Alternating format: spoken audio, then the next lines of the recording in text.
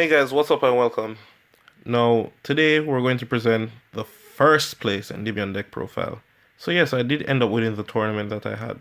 So all of you who was rooting for me, yes, I did it. Was it easy? Hell no. It was really hard. It was extremely difficult. I'm not even going around it. I won by the skin of my teeth. Very difficult.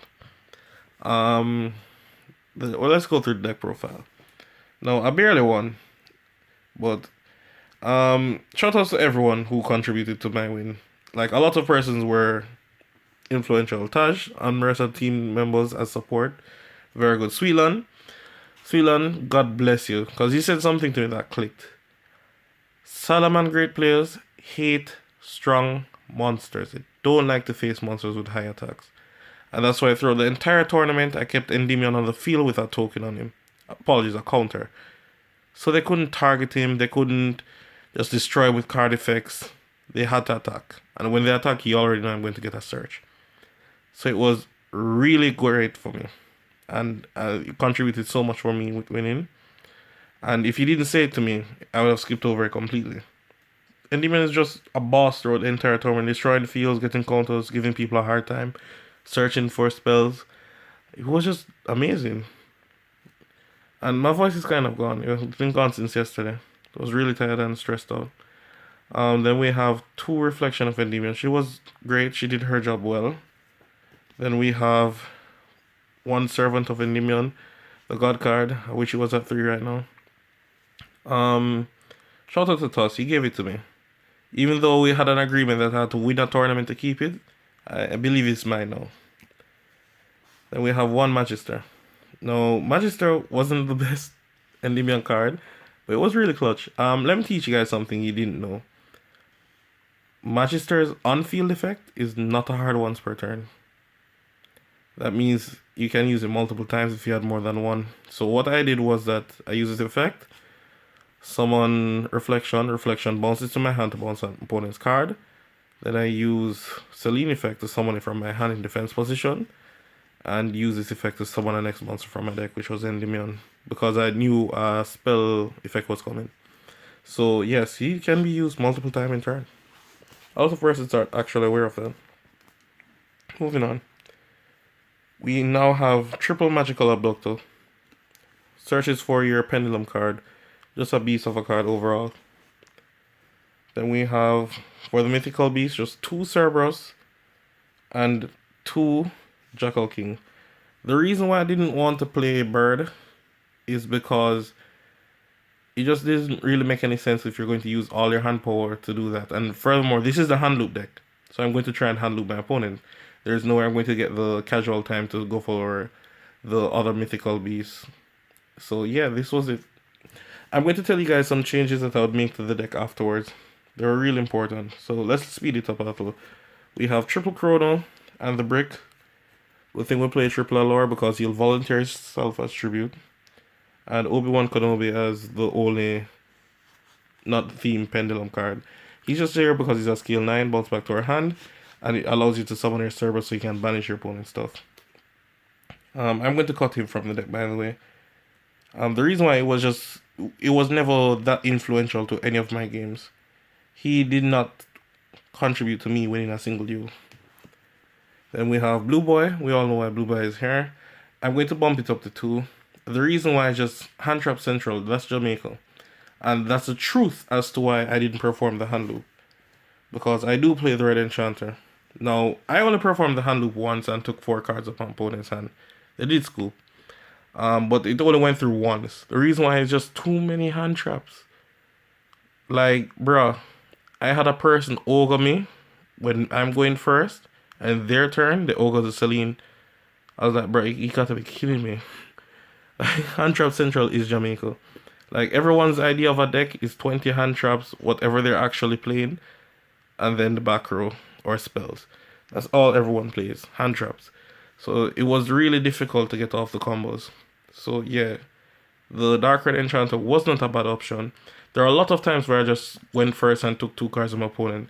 The reason why I did this is just because I knew Endymion wouldn't do much. Like, I played Danger, whatever it was, Orcust. And I took two cards of opponent's hand and hit two dangers, which upset me.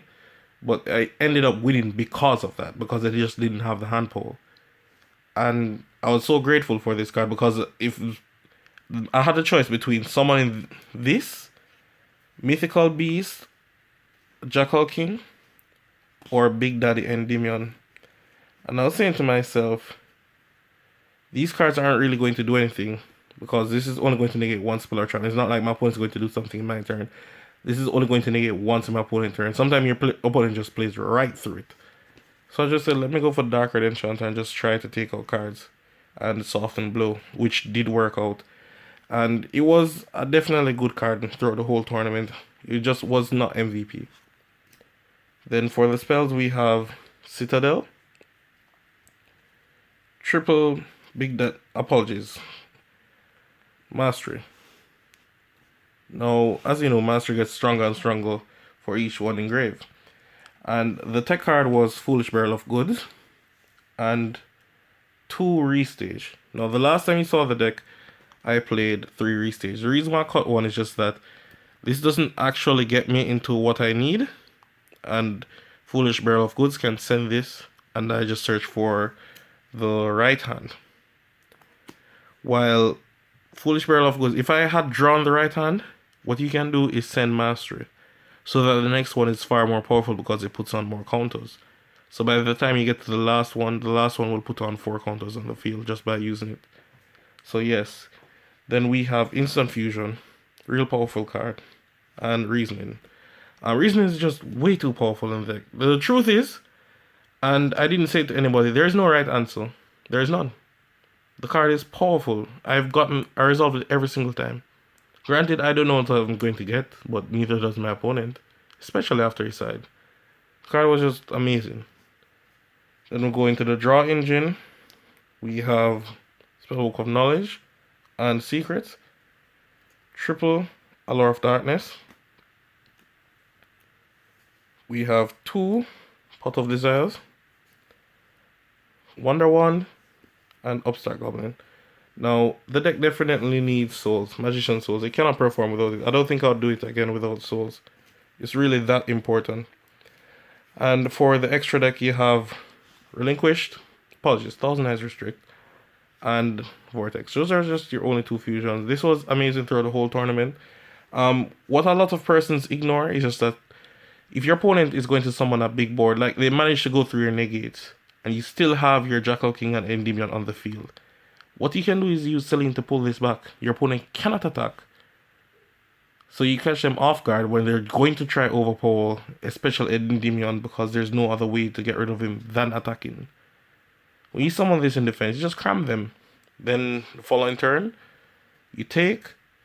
You then link up into Anima, try to take something if you can. If you cannot, just link off with it.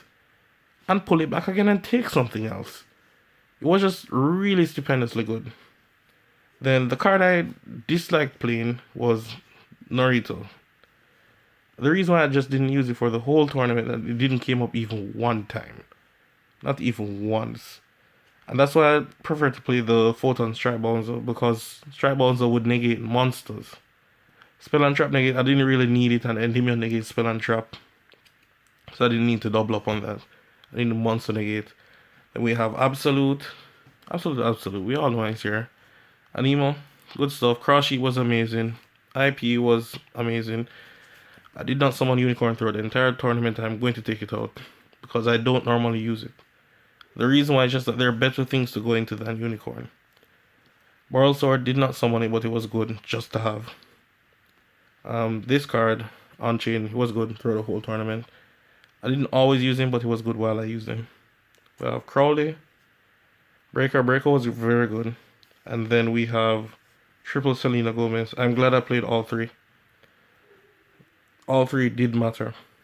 I can post some combos for you guys so you guys can understand, but Celine was the card. Believe me. Hand loop people and this stuff. And pulling this back in my opponent's turn is just ridiculous. Absolutely ridiculous. They couldn't attack, and it's just like they didn't realize that Celine could summon it back. And then my turn, I just go off again. Then with the field spell up, Citadel, your opponent cannot attack Celine, which did come up. My opponent will try to go for an OTK and fail. uh, Alright guys, thanks for watching. If you have anything to say, just leave it in the comments. Definitely hear you guys out. Rate, comment, subscribe, and peace.